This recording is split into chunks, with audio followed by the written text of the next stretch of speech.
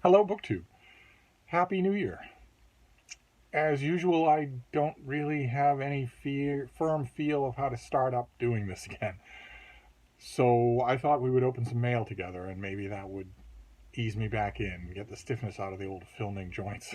So let's take a look at some mail. Some of the mail that came, most of the mail that has come while we have not been talking has been opened and put in a pile. So that's not going to do us any good. But what is this first one? It's huge. Oh, all right. Well, we start the year very well. We start the year very well indeed. This is for February. February 14th, Valentine's Day, has a particularly sanguine cast to it this year. This is by Peter Wilson, and this is Iron and Blood, a military history of the German-speaking peoples since 1500. Big, huge thing from Harvard University Press. This guy wrote a big book on the 30 Years' War that was great. And this is, I guess, a kind of follow-up. I reviewed the 30 Years' War, I'm pretty sure. But this is an advanced copy. Oh, this is big. So this is almost 1,000 pages. Doesn't have a pub sheet, but we'll just read about it a little. German military history is typically viewed as an inexorable march to the rise of Prussia and the two world wars, the road paved by militarism and the result of specifically German way of war. Here the author challenges this narrative. Looking beyond Prussia to German-speaking Europe across the last 5 centuries, Wilson finds little unique or preordained in German militarism or war fighting. Okay. All right. That would mean, in order to push, I've said many times on this channel how much I love it when historians take a received notion of history and tilt against it. But in order for this to have even a chance of getting off the runway, you would have to have at least one example of a German-speaking people in Europe who were not warlike, who were not more warlike than any other people around them. You would have to have one example at least of that. So do you? This book takes as its starting point the consolidation of the Holy Roman Empire, which created new mechanisms for raising troops, but also for resolving disputes diplomatically. But the Empire and the Swiss Confederation were largely defensive in orientation, while German participation in foreign wars was most often in partnership with allies. Okay, why were they defensive in nature? What were they defending against? The primary aggressor in Central Europe was not Prussia, but the Austrian Habsburg monarchy. Yet Austria's strength owed much to its ability to secure allies. Prussia, meanwhile, invested in militarization, but maintained a part-time army well into the 19th century. Alongside Switzerland, which relied on traditional militia, both states exemplify the long-standing civilian element within German military power. Okay, we're not wondering whether or not civilians are participating, though. We're wondering about the nature of that power. If you're going to tilt at that windmill, then we want to wonder about the nature of that power, regardless of who's making up the ranks. But either way, it doesn't matter to me. I am on board, completely on board. Okay, we're off to a fine start. This next one is light as a feather. It could be a slim volume of poetry, which would be pretty anticlimactic after a 1,000-page history of German militarism. Is this, in fact, a slim volume of poetry? Okay, pub sheet says, here's a review copy. First time I've ever had one do that. Great, I already know that it's a review copy. Okay, this is by Luis Garcia Montero. It's translated from the Spanish by Katie King, and it's called Someone Speaks Your Name. Faded sepia tone cover. No, nothing at all, because the pub sheet is just blank. It just says, here's a review copy for you. This is an inspiring lyrical novel following an idealistic student who explores the power of literature, love, and resistance in Franco's Spain. It's the summer of 1963, and Leon Egea, a cocky 19-year-old student and aspiring author, has just finished his first year studying literature at the University of Granada, and is starting a summer job as an encyclopedia salesman. Leon, infuriated by the injustices in Spanish society, comes to find that literature can speak the truth when reality is clouded. In this coming-of-age novel by renowned Spanish writer, Montero, Leon discovers that under the repressive Franco dictatorship, people, places, and events are not always what they seem. Okay, so this is a well-known Spanish author. This book came out in 2015. Is that right? Well, okay, literature and translation. I don't have a date for this, but do I? Do you even give me a date? No, you don't. You don't give me anything at all. Well, I don't have a date for it, so I'll have to look it up. But at least it wasn't a slim volume of poetry. Let's get you out of the way. You helpful little sheet. Okay, so we've got a work in translation and a work of military history. Great. We're off to a fine start here. This next one is a finished copy. Don't think we'll be getting any 2022 releases. I hope not. Oh my god. Okay, this thing has a gigantic book attached to it. I assure you I don't need all right. Oh, this comes out on the 24th. We've seen this already. This is the finished copy of The World and All That It Holds by Alexander Heyman. This is the finished copy. In which the author employs music and language to draw readers into Pinto and Osman's love throughout the book. Singing to each other in their moments of intimacy, music represents hope for a future. Music is not singing. They're singing. Music represents hope for a future in which they can freely be together. Okay, I don't know who they are, though. Are you going to tell me who they are? I mean, there are quotes from reviews, but I want to know what the book is actually about. And considering that you sent me 5,000 words, I should think you would have room for something like that. No. Can you believe it? No. If I want to tell you what this book... Well, no, actually, I don't need to read a review. I could just read the dust jacket cover like we would in a bookstore. This has a blurb from Jesse Eisenberg of The Social Network. Let's see. As Archduke Franz Ferdinand arrives in Sarajevo on a sunny June day in 1914, Rafael Pinto is busy crushing herbs and grinding tablets at a pharmacy he inherited from his estimable father. It's not quite the life he expected during his student days in libertine Vienna, but it's nothing a dash of laudanum from a high shelf, a summer stroll, and erotic fantasies about passers-by can't help. And then the world explodes. War devours all that Pinto has known, and the only thing he has to live for is the attention and affection of Osman, a fellow soldier, a man of action to complement Pinto's introspective, poetic soul. Osman is Pinto's protector and the love of his life. Together, they will make it out of the trenches, survive imprisonment, and tangle with spies and Bolsheviks. Okay, so a historical gay novel that comes out on the 24th of January. And aside from that, these 10 pages tell me absolutely nothing at all. All right, a little bit of an odd, contentious mail haul to start the year. But we started with 1,000 pages of German military history, so Steve is already happy. Let's see what this next one is. Okay. What have we got here? So you at least don't have a giant book with you. You have... boy, oh boy. Publishers sure are talkative. Okay, this comes out in early February, and it is a memoir by Priscilla Gilman called The Critic's Daughter. What have we got here? Growing up the daughter of legendary book agent Lynn Nesbitt and celebrated writer, theater critic, and Yale drama professor Richard Gilman, Priscilla Gilman reveled in a childhood rich in art and culture and the bedrock devotion of her father. While the demands of her remarkable career kept her mother's energies elsewhere, Priscilla and her sister Claire depended upon the constant attention and affection of their brilliant and charismatic father, who cherished their company and indulged their interests. So is this a memoir that can be boiled down to I hate mommy?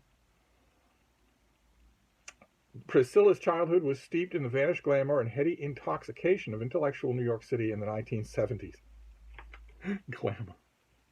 We would never have used that word. I guess now everybody uses it. Her family's life intersected with the legendary artists, writers, and thinkers of the time, from Joan Didion to Ann Beatty to Toni Morrison to Michael Crichton. And behind the dinner parties and Connecticut weekend escapes, Oh God, the novel goes on. Richard and Lynn's marriage was fraught.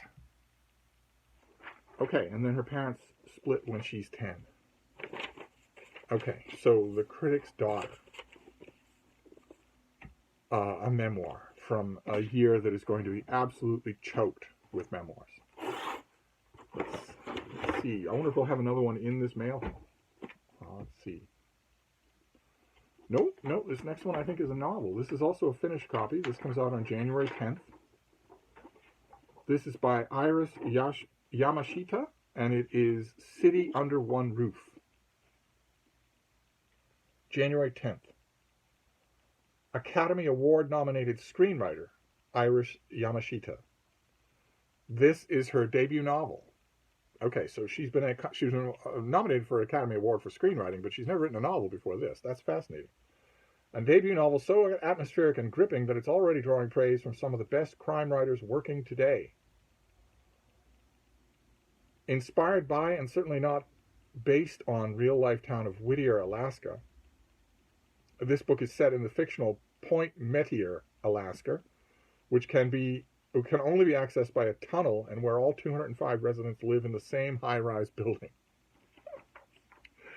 As everyone Googles Whittier, Alaska. When a local teenager discovers a severed hand and foot washed up on shore, Anchorage-based detective Kara Kennedy is called on to investigate. When Kara arrives, she discovers the folks of Point Metier are as icy as the weather. Alaskan folks aren't icy. An erudite adventure. The two of them are from Alaska. They're not icy. After an avalanche causes a tunnel to collapse indefinitely, Kara is stuck among the odd and suspicious residents of the town. Okay, so it's a country house mystery. In a country house mystery, whoever the sleuth is, whether it's the visiting Dawn from Oxford or a friend of the bride who happens to be an inspector at Scotland Yard, once they're at the country house, then there's a catastrophic snowfall and they're all stuck there. So this is a country house mystery on a broad Alaskan-style scale. Kara teams up with local police officer Joe Parkowski, but before long the investigation is upended by a nearby community that is seeking shelter from the snowstorm. Like any good thriller protagonist, Kara is haunted by her past and discovers that everyone in this town has something to hide. Okay, this sounds really good. It sounds like, obviously, if you hadn't told me that this author had a huge history in screenwriting, I would already know that, because it is essentially a screenplay. But that's no knock. It could still be really good. Great, a thriller. All right, let's move on. More finished copies. That's fantastic. We want as many finished copies as we can get. Oh, great. Okay. This is the... we saw the advanced copy of this. This is the next and last of the Mitford sister murder mysteries. This is the Midford Secret by Jessica Fellows. She is back in with her crime novel set against the Mitford family legacy, the final chapter in the intriguing 6-book series, with each book based on one different Mitford sister. This is for fans of British history, period drama, and dysfunctional family narratives. It's 1941, and the Mitford household is splintered by the vicissitudes of war. To bring the clan together, maybe for one last time, Deborah, the youngest sister, invites them to Chatsworth for Christmas, along with a selection of society's most impressive and glamorous guests. Also invited is their old family friend and former nanny, Louisa Cannon, now a private detective. Wonder what's going to happen. One night, a psychic arrives, and to liven things up, Deborah agrees that she may host a seance.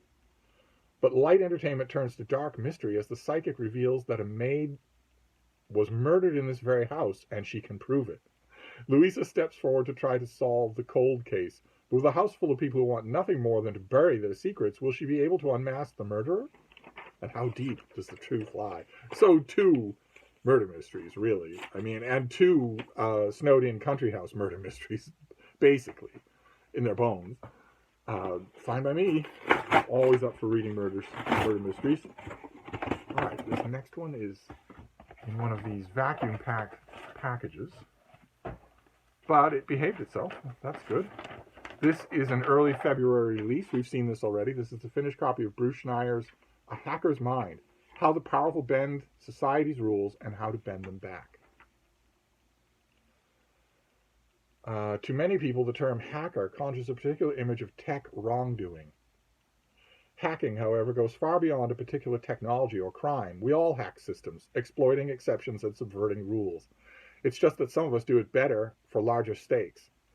In this book, the author, a renowned computer security expert and best-selling writer, explores how understanding hacks can illuminate society's ills and help us solve them. This book divides hacks into 6 categories: financial, legal, political, cognitive, and artificial intelligence systems. For each, the author describes and explains a vast library of hacks, some historical, i.e., the medieval Catholic Church brisk sale of indulgences. Under no circumstances could that be called a hack. Some technological, high-frequency algorithmic trading on financial exchanges, and adversarial machine learning, which can teach a computer program to act contrary to its intended purpose. Oh, I'm already on board. All of which require of the hacker a sophisticated understanding of how any given system allows for unintended and usually unanticipated consequences. Okay, for example, during the Great Hanoi Rat Massacre of 1902, Jordan Parsons is no longer making videos, thank God, the French colonial government offered a bounty for each severed rat tail. The tail was ostensibly proof that an individual had killed a rat. In reality, people were chopping off rat tails and releasing the rats to procreate further, creating more opportunities for payment. In this case, ordinary citizens used a hack that was built into the bureaucratic process. In most cases, however, it's the rich and powerful corporate and political interests that stand to gain the most from hacking. For every cent per rat tail, hacking today accounts for billions of dollars. Unchecked, these hacks threaten to upend our financial markets, weaken our democracy, and even affect the way we think. Okay, so this comes out in the first week of February. Sounds fascinating. I think it sounded fascinating to me the last time we read about it, but it's a bit foggy, so I'm not sure of that. And then we have this last one, which I'm assuming it's another vacuum-packed envelope, so I'm assuming it's another hardcover, maybe another finished copy. That's great. Yes, it's another finished copy. Okay, what do we got here? The folks at W.W. Norton, I swear, they are so nice to me. But they keep me well supplied with books. But then again, they're great, so they're easy to champion. This comes out on January 24th. This is the finished copy of something we've seen already, a novel by Wendell Stevenson called Margo. And there you know it's cool, right? You can tell from the cover that it's cool. What are we going to do about Margo? This question is one that Margot Thornson's mother, Peggy, poses at regular intervals throughout her daughter's young life. Unlike the other girls her age, preteen Margot isn't interested in frilly things or noticing boys. She would rather climb trees and conduct her science experiments. She gets nervous in social settings, preferring to have a scripted set of questions at the ready when she meets new people, mostly choosing books over people in general. Growing up in the 1950s, Margot is the presumed heir of her late grandfather's steel fortune, and her life is essentially an endless loop between her parents' apartment on Park Avenue and a big house on Oyster Bay on Long Island. Sounds so bad. Her mother is constantly disapproving of her. Her father is always playing golf, and Margot's only refuges are books and her microscope. What are we going to do about Margot? Her mother asks. Even Margot doesn't have an answer. Okay, interesting. I would have picked any other cover, but interesting. Because any young woman who reads this book and wants to identify with the main character is going to have an absolute green light. Anyway, who is the author? Wendell Stevenson, whose writing has appeared in The New Yorker, The Financial Times, and Granta, is the author of the novel Paris Metro and 3 books of reporting. Born in New York and raised in London, she now lives in France. Okay. I vaguely remember Paris Metro. I think it got fairly good press, if I remember correctly. Okay, well, here, let's put the date right where I can find it.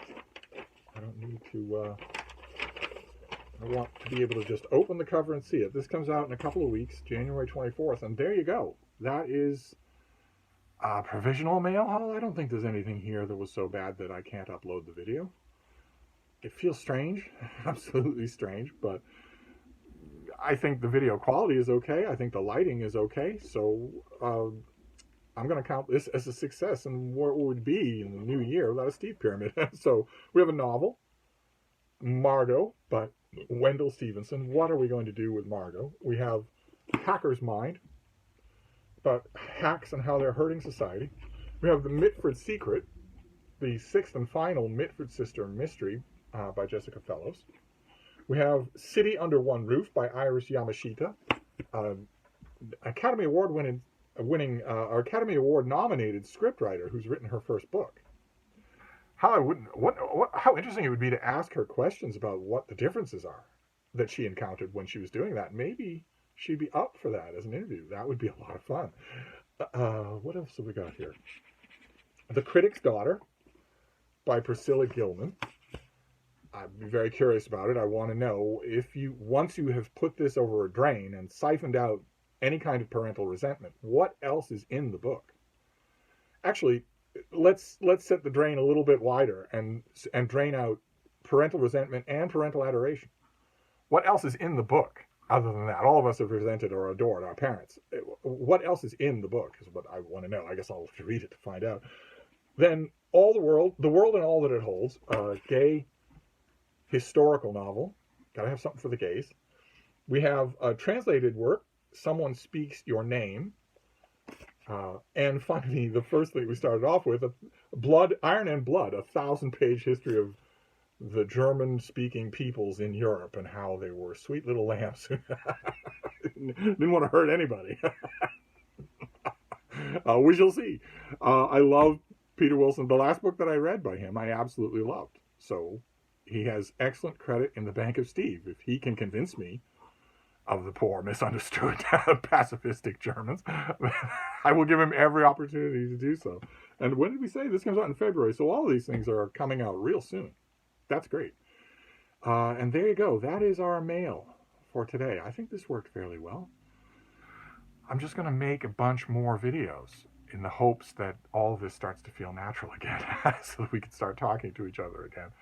But anyway, I'm going to wrap this up for now, but I'll be back. Thank you, BookTube.